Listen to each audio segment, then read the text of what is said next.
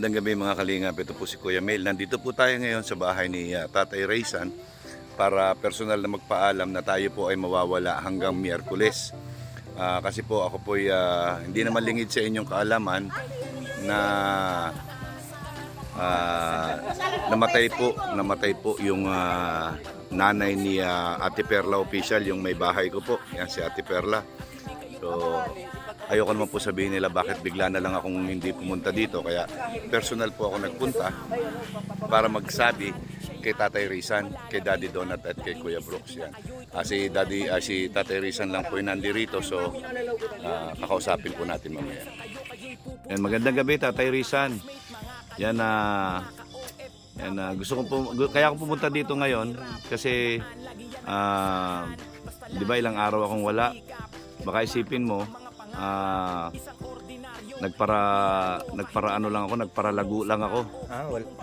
Iniisip na ganun. Ang nangyari kasi yung biyanan ko, yung nanay ni Ate Perla official ng asawa ko, namatay. So siyempre namroblema ako kung paano ako mapapauwi agad-agad yung asawa ko, at siyempre paano rin ako makakauwi doon. Tapos may mga alaga akong hayop, kung paano ko maiiwan sa bahay na walang tao. So gumawa ako ng paraan kahapon at saka ngayon, awa ng Diyos, meron na akong round trip ticket. Tapos yung mga alaga ko, may paraan na rin akong nagawa. Ginawa ko nga kanina. Yan, para noon kahit nawala ako, hindi sila magugutom. Kumbaga ba, tatambakan ko sila ng pagkain at saka tubig. Hindi ko papatayan ng ilaw. Mahirap kasi pagka yung madilim, kawawa naman sila. Kaya ako nagpunta dito para personal din ako sabi sa'yo, mahirap naman yung bigla na lang ako mawawala, bigla ako susulpot. Baka sabihin kabuti ako. Yan, kaya pinersonal kita dito ngayon. Yan, kaya pasensya ka muna sa Huwebes. Yan, dito na ulit ako. Start na ako kasi Miyerkules ang balik ko. Sa akin man, wala man akong iniisip na basta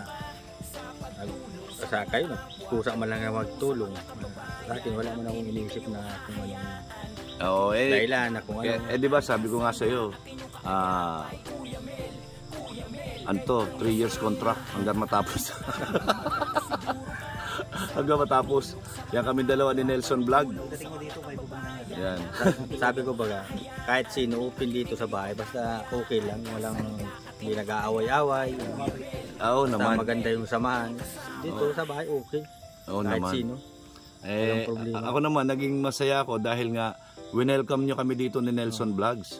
Yan, talagang hindi kayo nagdalawang isip o hindi kayo nagduda sa amin na nakikisawsaw lang kami or what, kasi marami nagsasabi nakikisawsaw lang. So para sa akin hindi, nakikipag-collab ako. Hindi ako nakikisawsaw, nakikipag-collab ako. Since wala si Ruel, sa inyo ako nakikipag-collab, kay Kuya Brooks, sa'yo, Tatay Raysan, at saka kay Daddy Donat. At saka kami dalawa ni Nelson. Basta sa amin, lagi niyong tatandaan, sa amin wala kaming iniisip na kung ano man. Basta yung okay samahan, walang iniisip na kung ano. Kaya nga open dito, walang problema dito. Kaya nga ang dami nagsasabi, kasi sa amin, marami kaming pinatuloy ditong pamilya dito sa bahay nitong luma. Ilang buwan dito nagtira. Wala silang matirhan. Yan, kaya sa amin, kahit sino, kahit di namin kakilala, okay dito sa amin, open ito. Kasi hindi naman namin ito pinapangait lupa na ito. Kasi ang dami nagsasabi, napakabait talaga, wala daw sila masabi sa Morales family. At meron din naman nagsasabi na puro naman lalaki diyan. Wala nang privacy sila, Rachel, yung mga magkakapatid, wala nang privacy, nagsisiksikan na daw dito sa bahay. Ano naman masasabi mo doon? Sa akin, sa mga anak ko, wala namang problema sa amin, sa mga anak ko. Kasi tao naman yung pumupunta, wala naman iniisip na masama. At saka akala yata nila dito kami natutulog. Kasi sabi nila ginawa na daw landing pa ditong bahay nyo. At saka akala nila siguro nandun kami sa loob ng bahay nyo. Di ba nandito kami sa labas gumagawa? ang ano ko nga, sabi ko sa sarili ko, bakit baga magang isip sila ng ganyan? Ay hindi man nila alam yung ginagawa ng tao dito. sana wag sila magparaisip ng ganyan. Kaya nga, Kasi hindi naman namin sila inaano eh. Oo. Sabi ko Hindi nga, naman kami nakikialam. ano na lang, kumbaga ba, magmahalan na lang. Magmahalan na lang, maging masaya na lang tayo sa bawat isa. 'Di ba? Mas maganda yung masaya lang tayo, nagtutulungan. Actually, nagpunta kami dito, syempre, oo, tama, para tumaas ang views, tumaas ang subscribers, and at the same time, tumutulong naman kami sa pag-aayos nitong lumang bahay sa abot ng makakaya namin. Hindi naman, wala nga ako masabi, wala namang pwersahan. So kami yung dalawa ni Nelson Vlogs yung nagkusa. Kaya masaya naman ako kasi nangyari na din ito noon nung time ni Nanay Ninita. Kung matatandaan nyo yun, tumulong din ako sa paggawa doon sa bahay doon. Yan, ayun na nga, naging okay naman din. Then nabash din ako. Kaya lang sabi nga ni Kuya Bal, ituloy nyo, bakit hindi nyo tinuloy? Tapusin nyo kung ano yung nasimulan nyo. So ganun din ako dito, kung ano yung nasimulan dito, tatapusin natin. Ilang pundasyon na gawa natin? 5? 5 pundasyon. Kaya sabi ko nga, 'di ba, 3 years contract. 3 years contract hanggang matapos ito. Nandito ako, Tatay Rizan. Yan, pinapangako ko yan. Yan, pagka natapos, nandito pa rin ako bilang kaibigan. Hindi na bilang vlogger, bilang kaibigan dahil hindi kayo yung tipo ng mga tao na magiging content lang. Kung hindi magiging kaibigan na rin, magiging kapamilya. Kaya pati di man kayo mahirap na maging kahalubilo kasi hindi naman kami kagaya ng mga garapal na tao. Kasi kung nandito, yun ang pag-aarap-harapan. Saka grabe bilib ako sa mga anak mo dahil lahat sila talagang magagalang. Hindi tawag dito, hindi sila lahat nagbe-bless kahit hindi nila kilala, magbe-bless sila basta mas matanda. Alam mo yun, doon ako bumilib dahil maganda ang palaki mo sa mga anak mo. Kasi yan ang sinabi ko sa kanila simulang maliit pa sila hanggang sa naglalaki sila.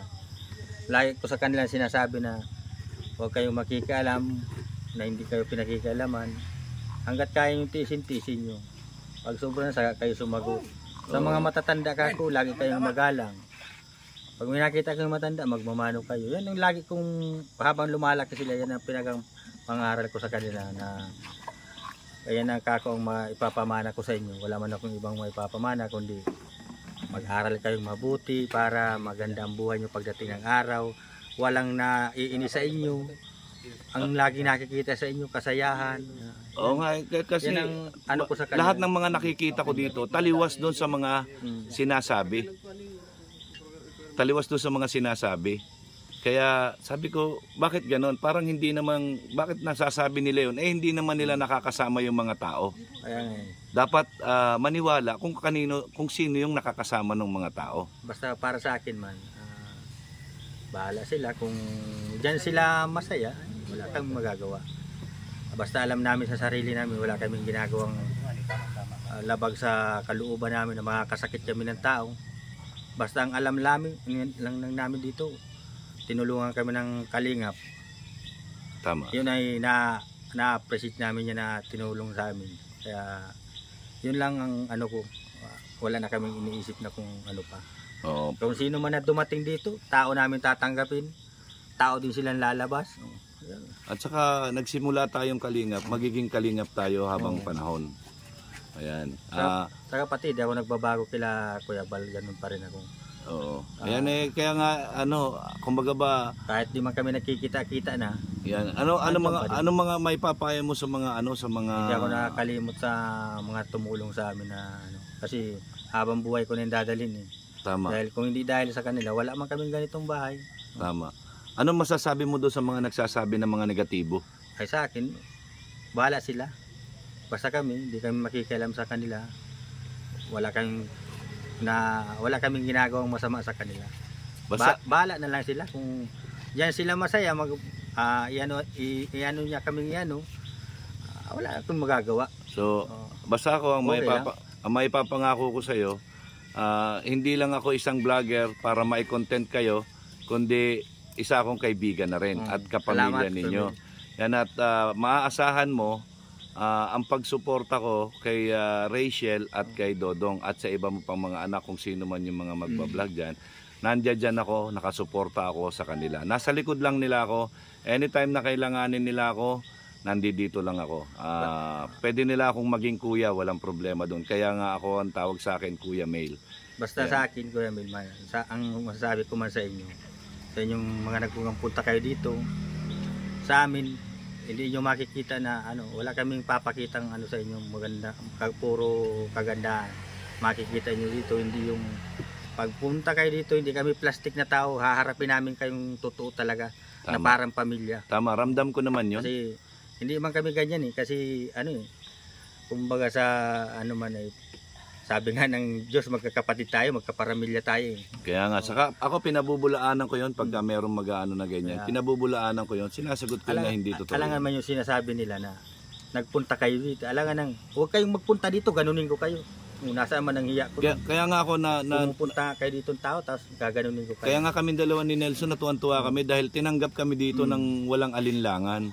Kaya eto kami, nakasuporta kami, sabi ko nga, hindi natutulungan nila tayo, natutulungan din natin sila at the same time sa paraan na kaya natin.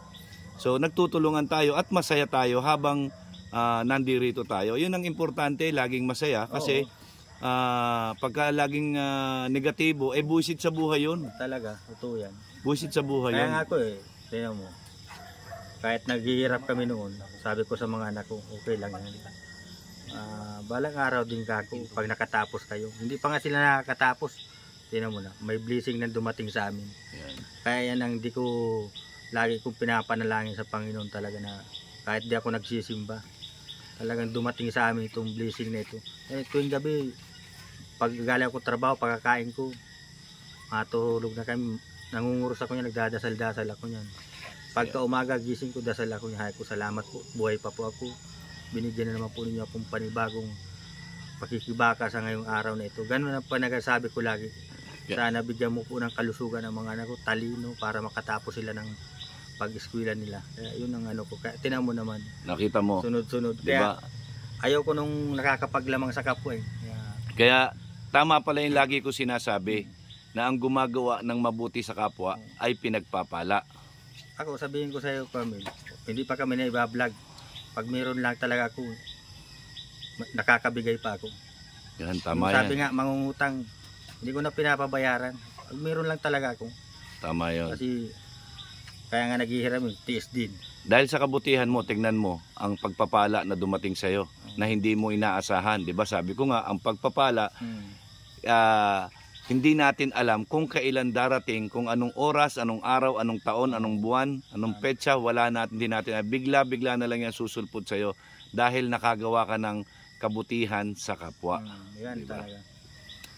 So, ayun, Tatay Rezan, maraming salamat sa pagpapaunlak mo sa akin. Maraming salamat din at naintindihan mo na mga ilang araw akong mawawala kasi nga dahil sa pagluluksa namin ng alam ko na yun. Asawa kasi ko.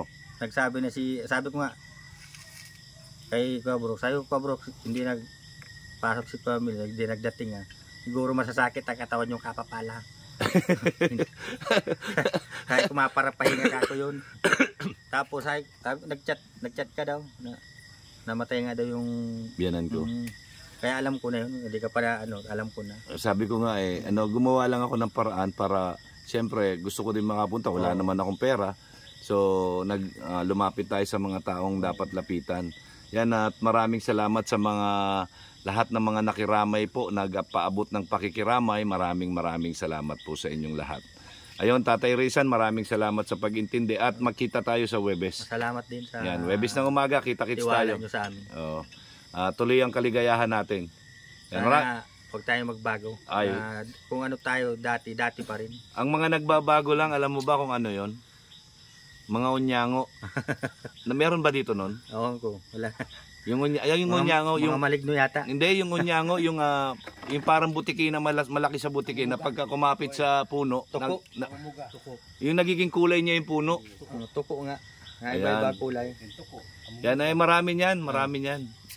Hindi mo lang nakikita. Basta dito, okay lang dito. Basta dito, walang plastic, lahat totoo. Walang problema dito. Oo. Kaya nga nung sinabi sa akin na, oh, nagpapalaki ka ng views dyan. Totoo naman, nagpapalaki ako ng views kasi wala akong views eh. Maano ka man baga dito kung hindi ka man magano. Kaya nga, di ba? Nagpapatulong ako, at the same time, tumutulong din ako. Hindi lang ako yung nagbablog na wala akong ginagawa. Pagkatapos ko mag-vlog, layas. Hindi naman tayo ganon.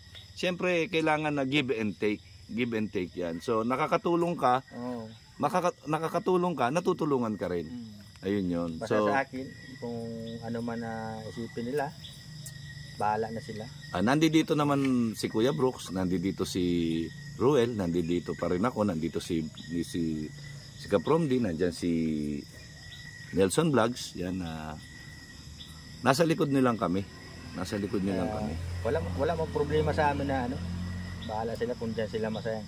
Kung tingin nila sa amin na clown, ay doon sila masaya pa, bahala sila. So, masaya sila doon eh. Ako nagsasabi na lahat ng mga akusasyon na binibitawan nila patungkol sa inyo, hindi totoo yun. At ako yung magpapatotoo sa kanila kung gusto nila. Tanungin lang nila ako. Yan, tanungin lang nila ako. Ako ang magpapatotoo sa kanila. At i-explain ko sa kanila ng maniwalag na Tagalog para maintindihan ng lahat. Kasi maraming hindi nakakaintindi. Baka parang hindi na nakakaintindi ng Tagalog. Siguro di ba na mawawala siguro yan? Nandyan na yan. Kaparis na ng ano yan, kaparis na ng social media. Sabi nga niyan, pag may mabait, may masama. Ganyan yan. Wala, hindi na siguro mawawala. Ayun, oo nga. So yun, ginagabi na ako, Tatay Rizan, at ako'y biyabiyahe pa bukas. At magmumotor lang ako papuntang Naga, iwanan ko yung motor ko sa airport. Pagkatapos babalikan ko sa Miyerkules, magmumotor na naman ako. Yung magsabi nga si Cobrooks na patay yung biyanan, may bigla kong para ako napiluan sa ano ko. Naalala ko kagad yung asawa ko. Patay na naman, sabi ko nun tayo. Ayoko nga makakakita ng patay pa. Kaya mahirap. Kaya nakakalungkot. Kaya kondolensya lang sa'yo. Salamat. Mag-ingat ka sa biyahe mo. Salamat. Ayan po mga kalingap, mga ate, mga kuya, mga ka-OFW. Ito po ang panayam natin kay Tatay Rizan.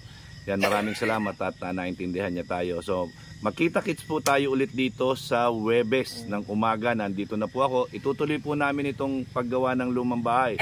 Abangan niyo po yan hanggang sa matapos. Yan, makikita niyo po ang pagmumukha ko at ni Nelson Vlogs. Maraming salamat po at mabuhay po tayong lahat. I love you 3 times a day.